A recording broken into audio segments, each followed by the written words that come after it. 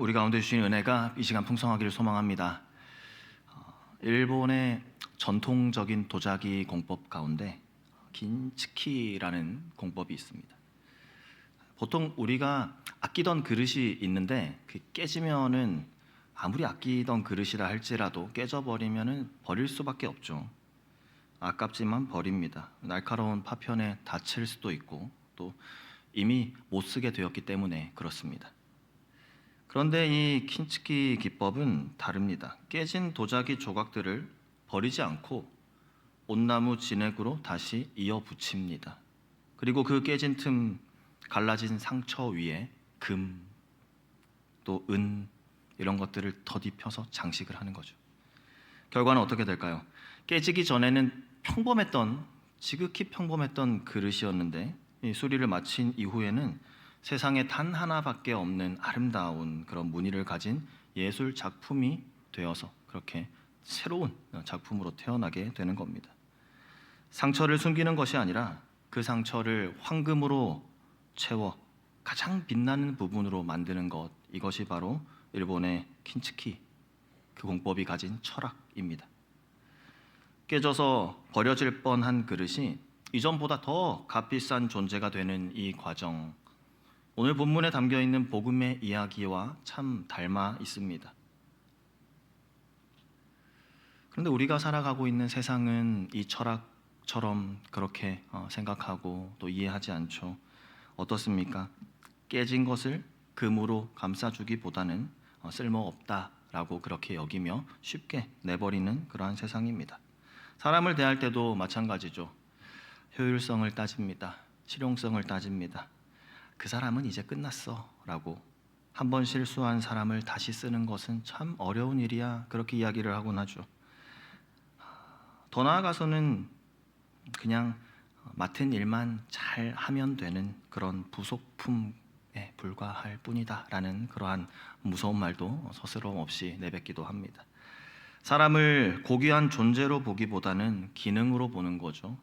효용과 가치로만 평가하는, 참 그래서일까요? 우리 주변에 이름 대신에 기능으로 불려지는 사람들이 꽤 많은 것 같습니다. 알바생, 일용직, 더 많은 표현들이 있겠지만 그 부름 속에, 그 호칭 속에 그 사람의 사연은 없죠. 그 사람의 인격도 없습니다. 역할만 남은, 깨지면 갈아 끼우는 소모품처럼 그렇게 취급을 받곤 하죠. 이러한 삭막한 세상을 우리 그리스도인들이 변화시켜야 할 텐데요. 우리가 그곳에 빛이 되고 우리가 그곳에 소금이 되어야 할 텐데, 그런데 심지어 교회 안에서조차 우리 은연중에 이런 실수를 범할 때가 있습니다. 은연중에 서로를 분류하죠. 저 사람은 나에게 유익이 되는 사람, 저 사람은 나에게 무익한 사람, 오히려 저 사람은 나에게 유해한 사람. 또 분류합니다. 가까이 해야 할 사람과 멀리 해야 할 사람을요. 교회 안에서 말이죠. 나와 동등한 사람, 아니면 나보다 위에, 아니면 나보다 더 아래 있는 사람이라, 그렇게 마치 고대 시대의 주인과 노예처럼 보이지 않는 선을 긋고 우리는 사람들을 대하며 살아가고 있지는 않습니까? 세상과 똑같이 그런 실수를 하나님의 몸된 교회 안에서도 우리가 반복하고 있지는 않은지 우리의 모습을 한번 돌아봐야겠습니다. 오늘 본문인 빌레몬서, 바로 그 깨진 그릇 같은 한 사람이 등장하는데 그 사람의 이름이 바로 오네시모입니다. 그는 노예였습니다. 그의 주인 되었던 빌레몬의 집에서 노예 생활하다가 그 집에서 도망쳐 나온 죄인이었습니다.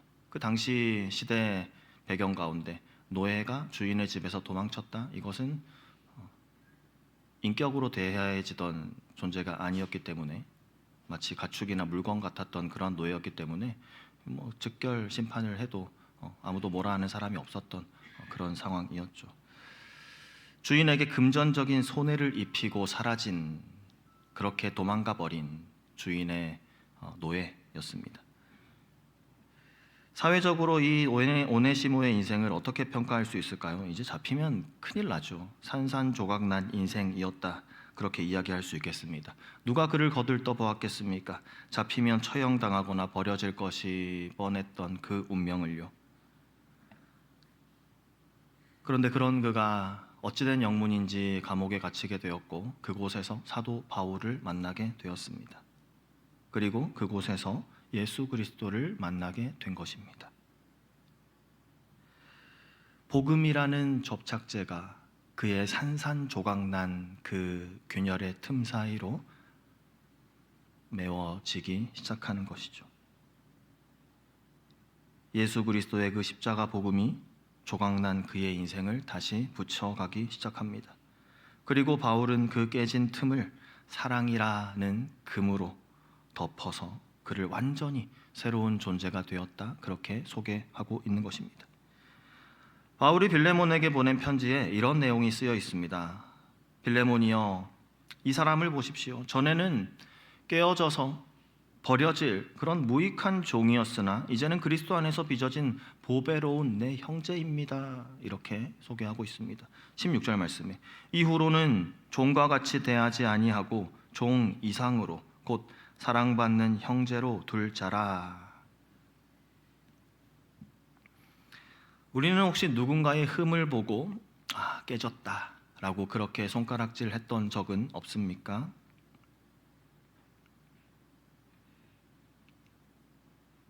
우리는 그를 어떻게 대하고 있습니까? 예수님의 마음을 품고 그 틈을 금으로 메워주는 그런 인생을 살고 계십니까?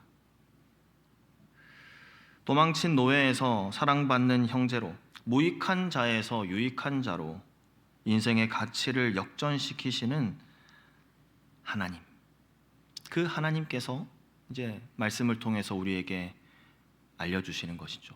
영적인 킨츠키가 뭔지 보여주겠다.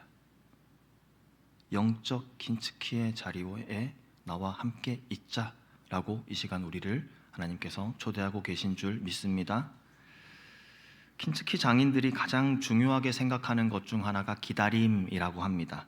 깨어진 조각에 옷칠을 하고 난 뒤에 그것을 그렇게 바르게 그 조각들을 붙인 다음에 그것이 완전히 마를 때까지 습도가 높은 곳에서 오랫동안 기다린다고 합니다. 왜냐하면 빨리 붙이려고 억지로 그 조각들을 누르거나 급하게 불을 쬐게 되면 겉으로 볼 때는 붙은 것 같이 보일지 몰라도 그 속은 다시 갈라져 버리고 만다는 것이죠. 사도 바울은 지금 빌레몬이라는 사람의 마음을 다루어 가고 있습니다. 바울에게는 사도의 권위가 있었습니다. 그 빌레몬에게 있어서 이 사도의 권위는 또 사용할 수 있는 그런 관계였던 거죠. 영적인 스승이었습니다. 그 권위로 빌레몬에게 나 바울입니다. 나 바울 사도가 말합니다. 내가 시키는 대로 하세요 라고 말했다면 빌레몬은 자기의 마음이 어떠하든 그 상황이 어떠하든 자신이 입게 될 손해가 얼마나 크든 그것에 관여하지 않고 사도 바울의 말씀이시라면 알겠습니다 하고 순종할 수 있었겠죠. 하지만 그것은 킨츠키 장인들이 오랜 기다림 끝에 기다리는 그러한 시간이 아닌 강력 접착제와 같은 그런 역할을 하는 거죠. 순식간에 오네시모를 받아들이게 할 수는 있을 겁니다. 하지만 바울은 알았던 거죠. 억지로 시킨 순종은 결코 관계를 치유하지 못한다라는 것을요. 권위로 누르게 되면 행동은 바꿀 수 있을지 몰라도 빌레몬 마음속에 있는 그 오네시모를 향한 미움, 배신감 이런 것들은 미처 온전히 치유될 수 없었을 것입니다. 겉으로는 악수를 해도 속으로는 여전히 깨어져 있는 마음 상태인 것이죠. 그래서 바울은 쓸 수 있는 그 도구를 사용하지 않고 내려놓습니다. 바울의 권리라는 그 망치를 내려놓습니다. 대신에 바울은 이렇게 말합니다. 14절 말씀입니다.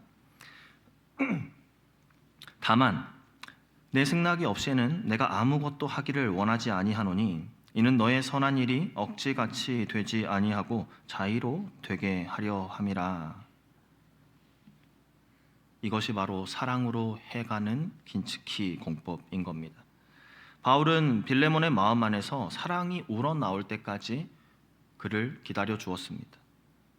명령하는 대신에 붓을 들어서 사랑으로 간구하며 그렇게 부탁합니다. 빌레몬 스스로가 이제는 제가 하겠습니다. 그렇죠. 주님께서 저에게 베풀어 주신 그 사랑으로 저도 이제 그 사랑으로 사랑하고 용서하겠습니다 라고 빌레몬 스스로가 말할 수 있을 때까지, 빌레몬 스스로가 고백할 수 있을 때까지 기다려 줬던 겁니다. 왜냐하면 그렇게 되어야지만 그 깨어진 관계 사이에 진심이라는 그 금이 스며들고 파고들어 단단히 고정될 수 있기 때문에 그랬던 것이죠.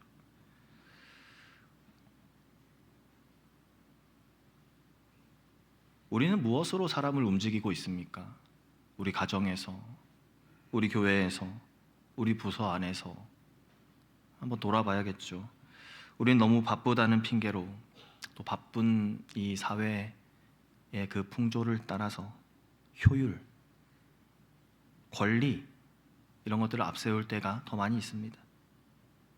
내가 부모니까, 너는 내 자녀니까 내가 시키는 대로 해야 해. 내가 팀장이니까 내 방식대로 따라오십시오. 연말에 이 바쁜 시기에 언제 하나하나 일일이 설득하고 있습니까? 그냥 그렇게 하라고 하세요. 물론 이렇게 한다면 일이 빨리 처리될 수 있을지는 모르겠습니다. 그렇겠죠. 일은 빨리 처리되겠죠. 하지만 그 과정에서 관계는 오히려 더 깊이 깨어져 버리고 마는 것입니다. 틈이 더 벌어져 버리고 말 것입니다.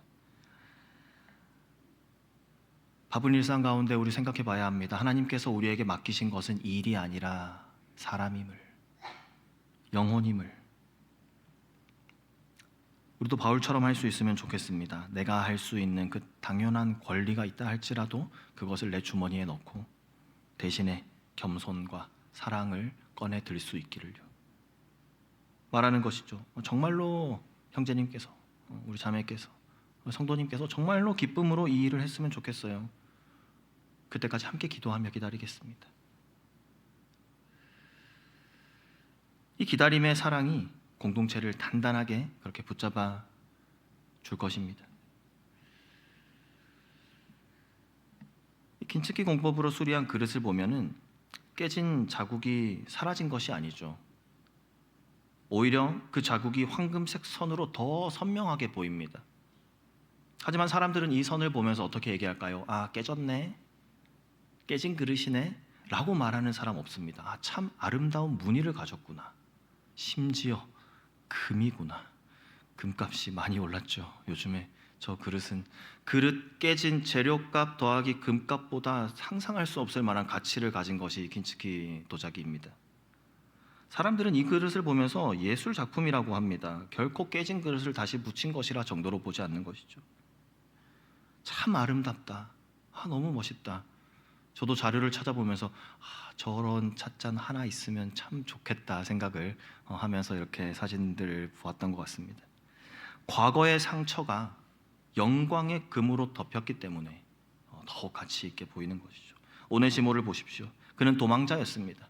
도둑이었습니다. 주인에게 해를 끼친 범죄자였습니다. 이 과거의 이 기록은 지워지지 않았던 거죠. 빌레몬이 오네시모를 다시 볼 때마다 옛날 생각이 나지 않았겠습니까? 저 녀석이 나를 배반했지, 있을 때 얼마나 잘해주었는데 나를 배반하고 도망을 갔던 녀석이지, 볼 때마다 생각나지 않았겠습니까? 하지만 바울은 15절에서 놀라운 해석을 내어놓습니다. 15절 말씀에 아마 그가 잠시 떠나게 된 것은 너로 하여금 그를 영원히 두게 함이리니. 바울은 말하는 겁니다. 오네시모의 도망조차도, 오네시모 그 인생의 그 깨어짐조차도 하나님의 큰 그림 안에 있었다라고 그렇게 바울 사도는 믿음으로 이 상황을 보며 고면하는 것입니다. 왜 그렇습니까? 그 사건이 있었기 때문에 오네시모가 로마에 있는 감옥으로 갈 수 있게 되었죠. 그곳에서 바울을 만나 복음을 듣게 되었고 예수 그리스도의 그 십자가 복음을 경험하게 된 것입니다. 그로 인해 그 인생이 완전히 뒤바뀔 수 있게 된 것이죠. 이제는 영원한 형제로 돌아오게 되지 않았냐? 바로 이것입니다. 세상 사람들은 깨어진 자국을 봅니다.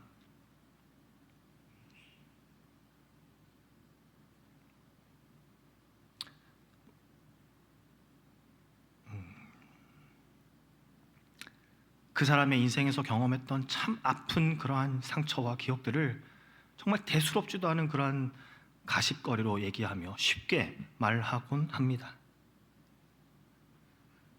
그 흉터를 보고 하자 있는 인생이라고 그렇게 혀를 차버리는 것이죠. 교회마저 이래서는 안 됩니다. 16절의 선언을 우리가 다시 한번 살펴보겠습니다. 이후로는 종과 같이 대하지 아니하고 사랑받는 형제로 둘 자라. 이것이 바로 그릇의 용도를 바꾸는 그러한 선언인 것입니다. 전에는 종이었을지 몰라도 이제는 형제가 되었습니다. 전에는 발 씻는 물을 담는 그러한 천한 그릇이었을지 몰라도 이제는 성찬의 포도주를 담아내는 그러한 거룩한 그릇이 되었습니다. 깨어진 자국이 있지만 예수의 피라는 금으로 수리되었기 때문에 이전과는 비교할 수 없을 만큼 더 귀한 그런 가치 있는 그릇이 된 것입니다.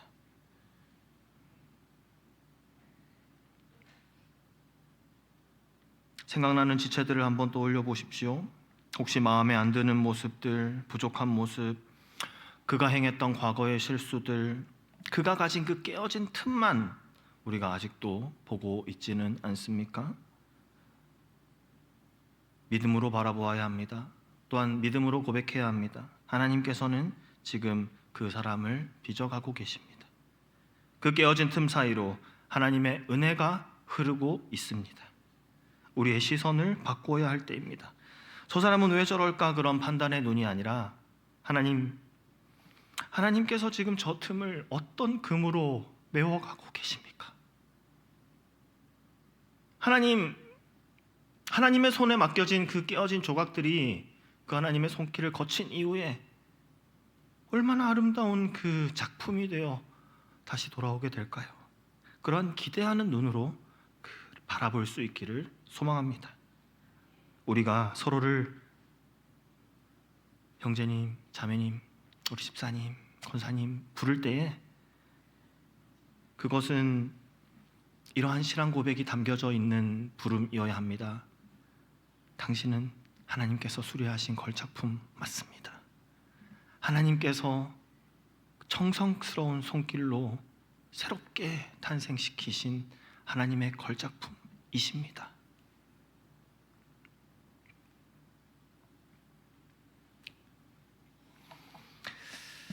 많은 사람들이 용서를 생각할 때 용서는 이제 내가 감정적으로 하는 것이다. 그 감정의 문제로 생각하는 그런 때가 많이 있습니다. 착각인 것이 마음이 풀리면 용서하는 것이 아닌 거죠. 성경이 말하는 용서는요, 경제적인 문제에 가까웠습니다. 누군가는 반드시 그 대가를 치러야 하기 때문에 그렇습니다. 오늘 예화로 말씀드린 긴츠키 도자기, 깨어진 그릇들을 붙이기 위해서 필요한 것이 있었죠. 진짜 금이 필요했습니다. 온나무 진액이 필요합니다. 재료비가 듭니다. 어마어마하게 듭니다. 마찬가지로 깨어진 관계를 붙이기 위해서는 손해라는 비용이 또한 발생하는 것입니다. 오네시모가 훔쳐간 돈, 그가 일하지 않아서 그동안에 생겼던 공백, 빌레몬이 받았을 그런 정신적인 피해들, 이 빚은 사라지지 않고 그대로 남아 있는 것이죠. 이 값을 누가 치러야 합니까? 도망자 오네시모에게는 이 빚들을 갚아낼 능력이 없습니다. 피해자 빌레몬에게 그럼 그냥 없었던 셈 치세요라고 하기에는 그걸 강요하는 것도 너무 가혹하죠. 이때 바울이 나섭니다. 18절 이하 말씀에 그가 만일 내게 불의하였거나 내게 빚진 것이 있으면 그것을 내 앞으로 계산하라.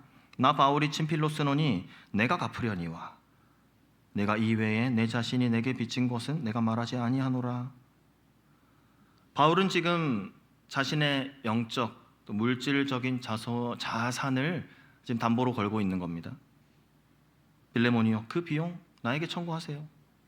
오네시모가 갚아야 할 돈이 있다면 내가 갚겠습니다 라고 그렇게 이야기하는 것이죠.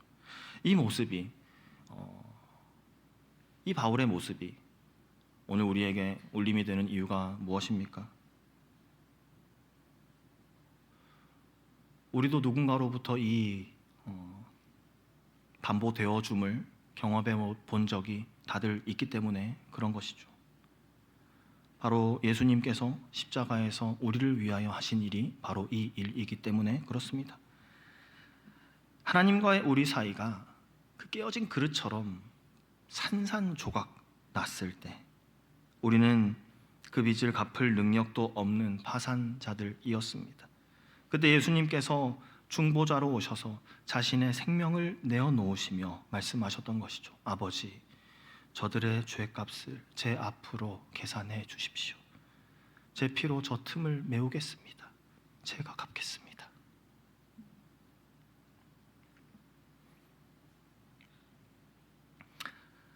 사랑하는 성도님들, 우리가 꿈꾸는 그러한 평화로운 교회, 또 화목한 가정, 결코 저절로 오는 것이 아닙니다.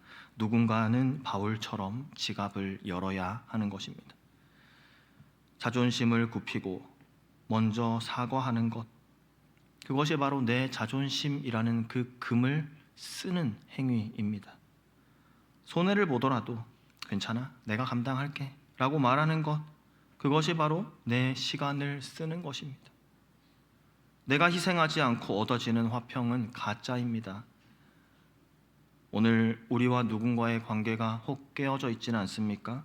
왜 저 사람이 사과하지 않지? 라고 하면서 기다리지 마시고 예수님께서 그러하셨듯이 바울이 그랬듯이 그 빚 내가 안고 가겠습니다 라고 결단하는 그 우리의 결단을 통해서 기적 같은 치유와 회복이 시작되게 하실 줄 믿습니다. 아멘. 바울은 이 편지를 마무리하면서요, 묘한 확신을 한 가지 보입니다. 나는 내가 말한 것보다 네가 더 행할 줄 믿는다. 그렇게 이야기를 한 것이죠. 이게 부담 주는 말이 아니라 복음의 능력을 믿기 때문에 바울이 담대하게 할 수 있었던 그 말입니다. 바울이 이 말을 하는 것이죠. 빌레몬, 당신도 예수님의 그 구원을 경험했던 사람이 아닙니까? 그렇다면 당신도 알 겁니다. 깨어진 형제를 다시 품는 그 기쁨이 얼마나 큰 기쁨인지. 이것을 억지로 하는 것이 아니라, 억지로 하는 그런 신용만 내는 것이 아니라 당신이 정말로 그 돌아온 오네시모를 끌어안고 펑펑 울며 잔치를까지 벌일 거라는 걸 나는 믿습니다. 빌레몬을 믿었던 것이 아니라 빌레몬이 경험한 그 복음의 능력을 확신했기 때문에 바울은 그렇게 말할 수 있었던 것이죠. 그러면서 이야기합니다. 22절 말씀에 오직 너는 나를 위하여 숙소를 마련하라. 너희 기도로 내가 너희에게 나아갈 수 있기를 바라노라. 바울은 지금 감옥에 있습니다. 빌레몬에게 편지를 보낼 때에 너는 나를 위해서 숙소를 마련하라 이야기를 하는 것이죠. 이 말은 무슨 말입니까? 내가 가서 볼 겁니다. 그 말씀이 실제 삶이 되었는지 아니면 그 이론이 정말로 현실이 되었는지 확인하러 가겠습니다. 그런 기대와 소망을 품고 빌레몬에게 편지한 것이죠. 내가 가서 보겠습니다. 오늘 이 편지에 담긴 말씀을 우리에게도 말씀하시는 분이 계신데 바로 성령님이세요. 이번 한 주간, 오늘부터 너희가 정말로 종이 아닌 형제로, 권리가 아닌 사랑으로 그렇게 살았는지 내가 너희의 삶의 현장을 방문하겠다. 성령님 오늘 우리에게 말씀하시는 겁니다. 말씀을 마무리하면서 도자기는 깨어지지 않는 것이 가장 좋죠. 하지만 이미 깨어졌다면 방법은 두 가지입니다. 버리거나 아니면 긴츠키로 다시 태어나거나. 우리 공동체는 어떤 곳입니까? 실수한 사람을 내버리는 곳입니까? 아니면 사랑의 금으로 다시 이어붙여 더 귀하게 쓰는 공동체입니까? 하나님께서는 우리 모두를 긴츠키 작품으로 그렇게 만드셨습니다. 저를 보십시오. 그리고 우리 성도님들 스스로를 한번 바라보십시오. 우리 모두 깨어졌던 흔적이 우리에게 있습니다. 죄의 흉터가 있고 실패의 금이 가 있습니다. 하지만 그 틈마다 예수 그리스도의 은혜가 황금처럼 채워져 있기 때문에 우리는 지금 이 자리에 서서 찬양하고 예배할 수 있는 것이죠. 우리는 상처가 없는 완벽한 사람들이 아닙니다. 우리는 상처가 있지만 그 상처보다 더 큰 은혜로 덮어진 사람들임을 우리가 기억합니다. 참 짧은 빌레몬서 말씀인데요. 이후에 빌레몬이 오네시모를 어떻게 대했을까요? 빌레몬과 오네시모의 관계는 어떻게 되었을까요? 오늘 성경은 그 결과를 기록하고 있지 않습니다. 결말이 열려 있는 겁니다. 이 열린 결말의 모습으로 이 성경이 끝나는 이유, 그 이유는 바로 그 다음 이어지는 이야기를 오늘을 살아가는 우리 각자의 삶 속에서 우리가 써야 하기 때문에 그런 것은 아닐까 생각해 봅니다.